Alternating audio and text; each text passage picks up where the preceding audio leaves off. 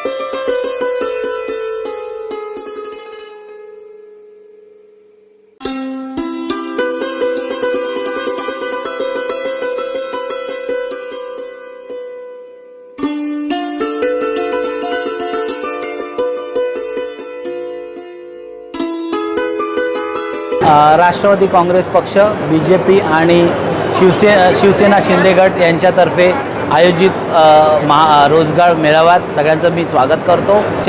कल्याण डोंबिवली शहर जिल्ह्याचे माननीय जगन्नाथ शिंदे तसेच मी 142 विधानसभा अध्यक्ष विक्रांत शिंदे आमच्या सौजन्याने आम्ही इथे रोजगार योजना मेळावा आयोजित केला आहे। आम्हाला 2000 विद्यार्थी तसेच उमेदवारांची अपेक्षा आहे। जवळजवळ 50 ते 52 कंपन्यांनी इथे हजेरी लावलेली आहे। याच्यामध्ये आर्थिक तसेच मेकॅनिकल, IT, कम्प्युटर्स अशा वेगवेगळ्या क्षेत्रातल्या कंपन्यांनी सहभाग नोंदवला आहे। आमच्याकडे स्टायफंडपासून ते परमनंट जॉब अशा ऑपॉर्च्युनिटी क्रिएट केलेल्या आहेत। त्यांच्यामध्ये सगळ्यांनी आमच्याकडे लाभ घेतलेला आहे आणि इथून पुढे आम्ही पक्षातर्फे असे रोजंदार कार्यक्रम आयोजित करत राहू।